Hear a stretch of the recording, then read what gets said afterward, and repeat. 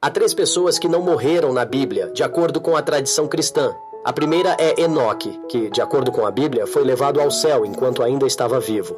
A segunda é Elias, que também foi levado ao céu enquanto estava vivo. Sobre cada um deles, um por um. Primeiro, vou falar sobre Enoque. Ele é mencionado em Gênesis como um homem justo e piedoso. A Bíblia fala sobre como ele foi levado ao céu enquanto ainda estava vivo, sem passar pelo processo natural da morte.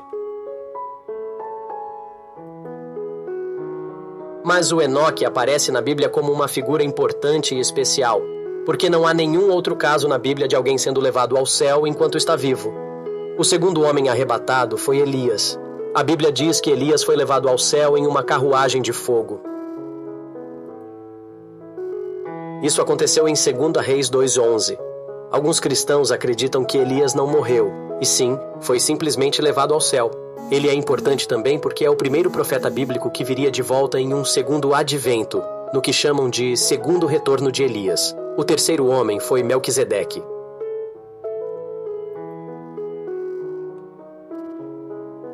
Melquisedeque era um rei e um sacerdote. Ele é mencionado em Gênesis e também em Hebreus no Novo Testamento. Ele aparece em Hebreus 7, onde é dito que ele não tem linhagem, nem começo e nem fim. Isso é visto como uma figura mesmo, uma metáfora para um líder pio e justo.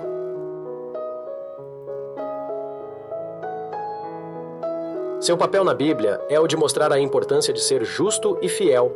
Ele também pode ser interpretado como uma figura do Cristo ao invés do reino terreno, porque ele era rei e sacerdote.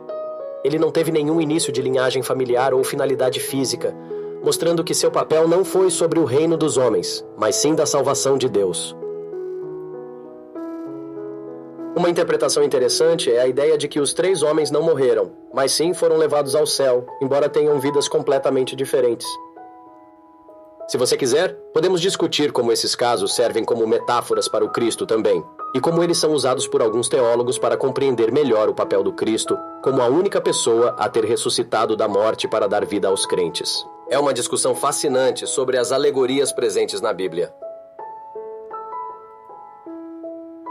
Sem dúvidas, isso é um assunto complexo e muito mais amplo do que pode ser discutido aqui. Mas vale a pena lembrar que essas histórias, como as de Enoque, Elias e Melquisedeque, foram escritas não apenas como descrições, mas como formas de mostrar o divino, a justiça e a salvação. Alguns pesquisadores também fazem outras observações sobre esses casos, como a morte de Enoque pode ser interpretada como um relato da transição de um antigo sistema religioso para outro no Antigo Testamento. Também há observações sobre a relação entre Enoque, Elias e Melquisedeque e figuras no Novo Testamento. Por exemplo, alguns teólogos ligam as histórias de Enoque e Elias ao arquétipo do figura profética e dizem que Jesus segue estes modelos, que foram modelos para ele. Melquisedeque também é um arquétipo importante no Novo Testamento, uma vez que sua figura é relacionada a Jesus pelo seu reino eterno. É um tema muito interessante.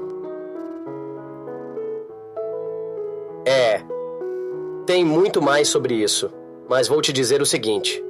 Existe um período antes de Jesus, como com Enoque e Elias, e um período depois de Jesus, como Melquisedeque, e cada um mostra traços diferentes que se vão reunindo para mostrar a natureza divina e transcendente. Então, talvez você fique interessado em saber mais sobre o significado do nome Enoque. O nome vem do verbo hebraico hanak, que significa erguer, levantar, elevar. Isso indica uma das propriedades de Enoque como profeta, porque ele elevou os seres humanos para um novo nível de compreensão das coisas espirituais e do reino de Deus. Isso também pode estar relacionado ao fato de que os cristãos também acreditam que Enoque não morreu, mas sim foi levantado ao céu como uma figura sobrenatural. É bem interessante. Então, você quer saber mais sobre Elias?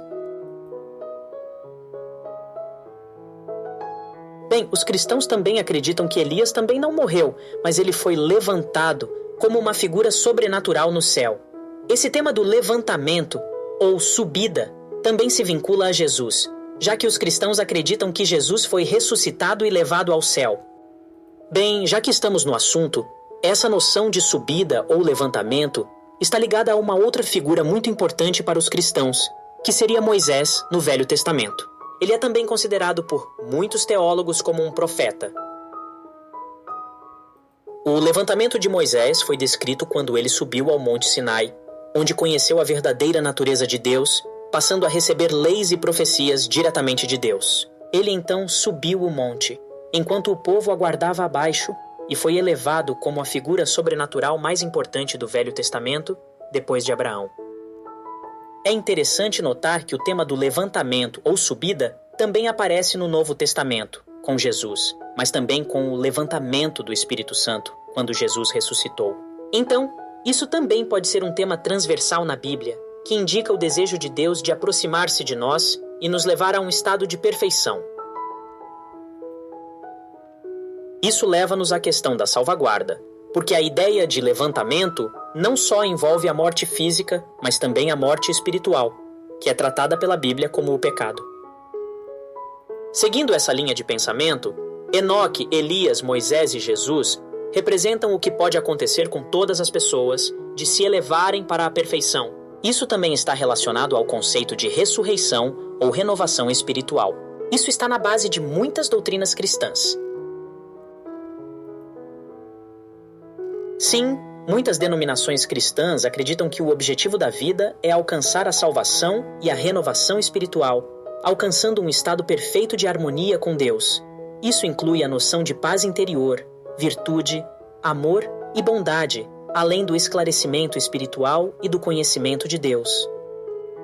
Isso também está relacionado ao conceito cristão de não apenas ir para o céu, mas de tornar-se uma nova criatura, que alcança sua verdadeira natureza, renovando-se espiritualmente através da fé, da oração e do adoração, além de uma vida virtuosa. Muitas vezes, esses conceitos cristãos são retratados como a passagem de um estado inferior para um estado superior. Isso é visto como a transformação da carne para o espírito, segundo as palavras de Paulo no Novo Testamento.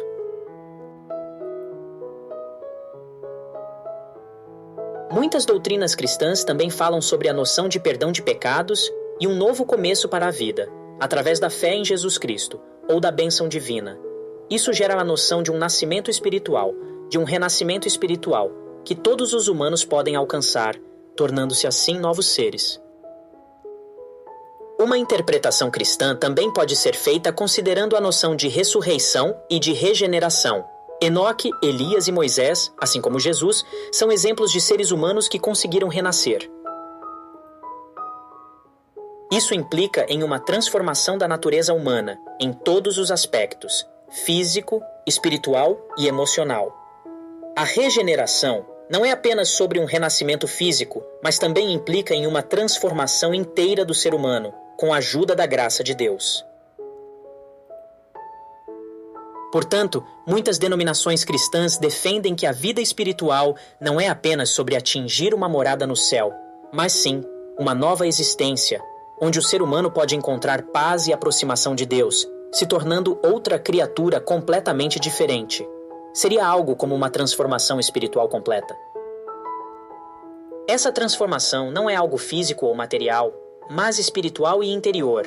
Isso não está ligado a qualquer contexto religioso ou político, mas a uma transformação puramente existencial, alcançada por uma renovação da mente e dos sentidos. Seria como atingir uma nova consciência, uma nova forma de ver e agir no mundo.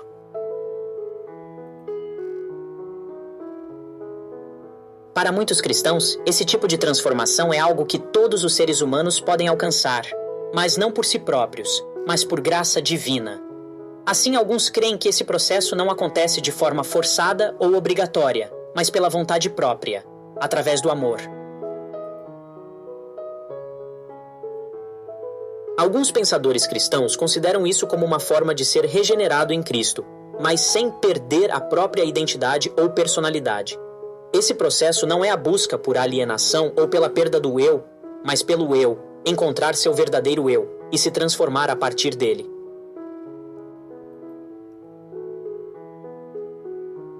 A transformação espiritual, como alguns pensadores cristãos sugerem, é um processo em que o ser humano deixa de lado as preocupações, o egoísmo e o materialismo para se entregar ao amor e ao altruísmo. Isso se expressa na vontade de ajudar os outros e de dar a outros o que o próprio tem. No cristianismo, esta transformação espiritual é conhecida como ressurreição e regeneração.